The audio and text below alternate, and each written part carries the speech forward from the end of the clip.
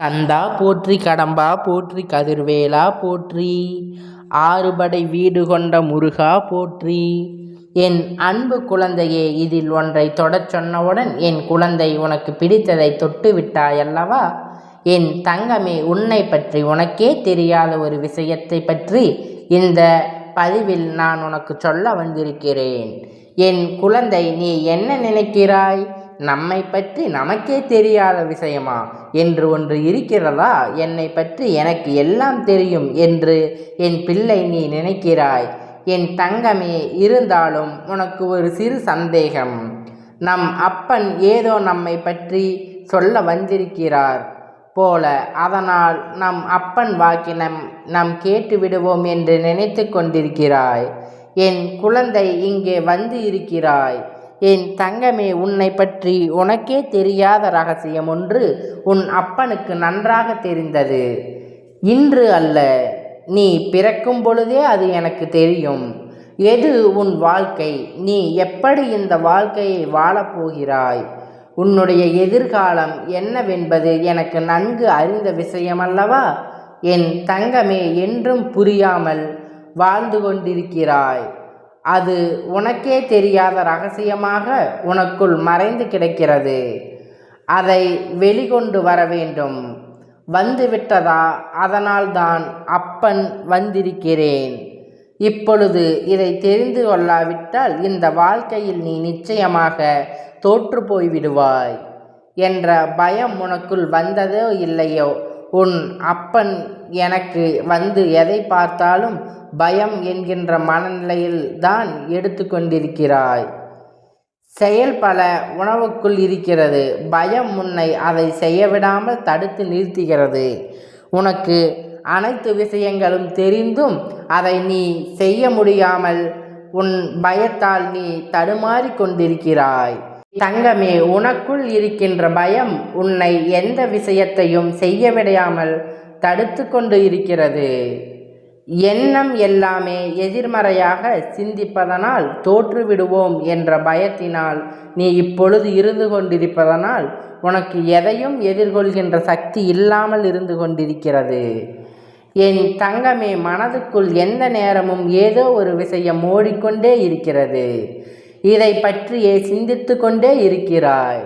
தொடங்கும் பொழுது நல்லபடியாகத்தான் தொடங்குகிறாய். வெற்றியை தொட்டு விடுவோம் என்றுதான் நினைத்து தொடங்கினாய். ஆனால் திகில் ஏற்பட உடனே ஏன் நீ மொத்தமாக சறுக்கி விழுந்தது போன்று ஒரு உணர்வினை உணர்ந்தாய். எல்லா விஷயத்தையும் தொடுவது என்பது அத்தனை எளிதானது கிடையாது என்பதை நீ இன்னும் உணர மறுத்து நிற்கின்றாய். எல்லாவற்றிற்கும் ஒரே ரகசியத்தை நீ உணர்ந்து விட்டால் இவை எல்லாவற்றையும் தாண்டி நீ வெளியில் வந்து விடுவாய். அது உனக்குள்ளேயே மறந்து கிடக்கிறது.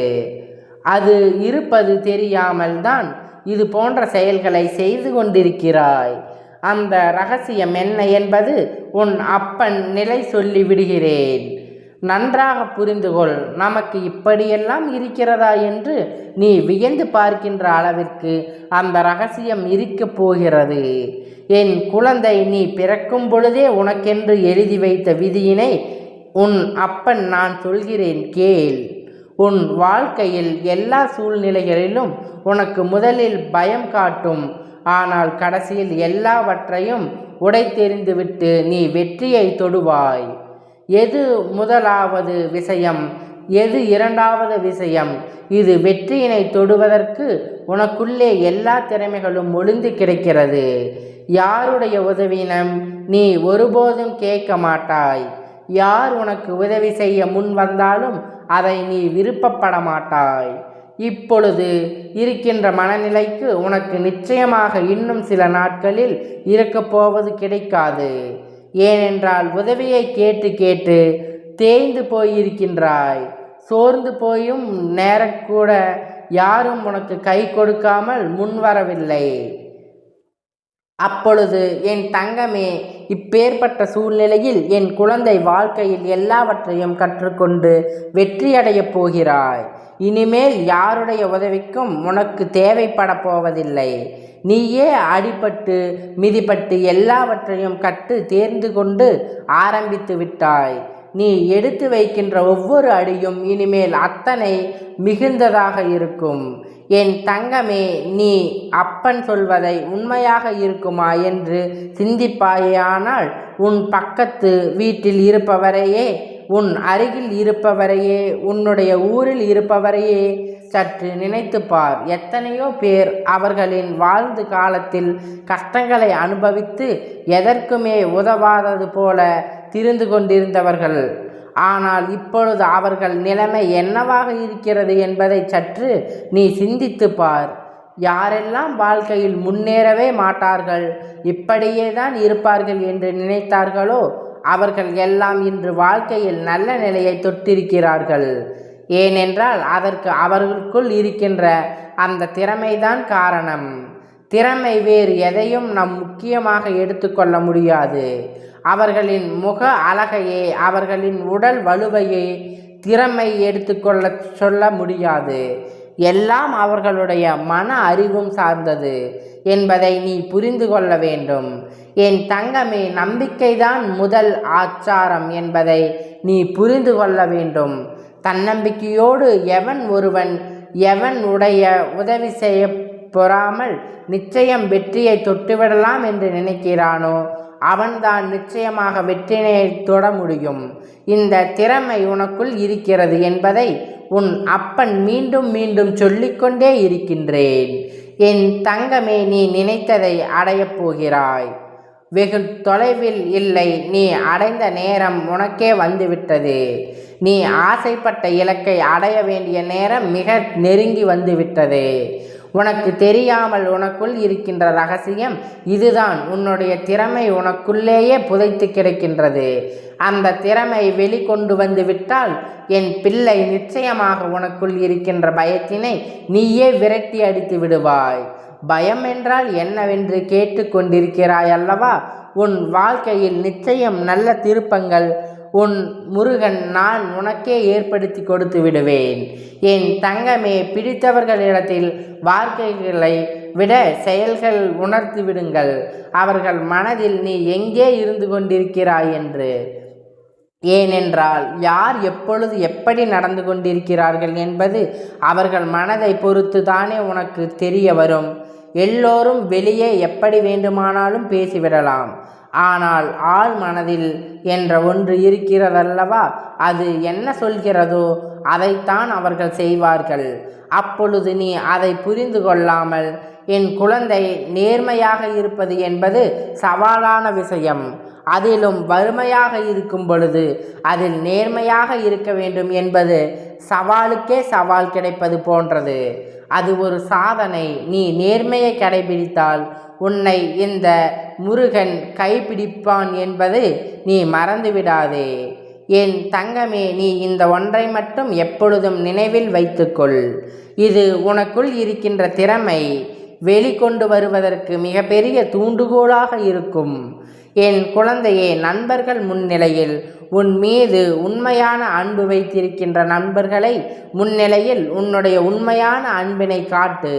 உனக்கு முன்னால் ஒரு முதிர்வாக இருக்கிறது அல்லது உன் வட்டவர் இருக்கிறார் என்றால் அவர்களுக்கு உன்னுடைய பணிவிடைகளை கண்டு எதிரெதிரில் நிற்கின்றார் என்றால் அவனுக்கு உன்னுடைய துணிவினை நீ வெளிக்காட்ட வேண்டும்.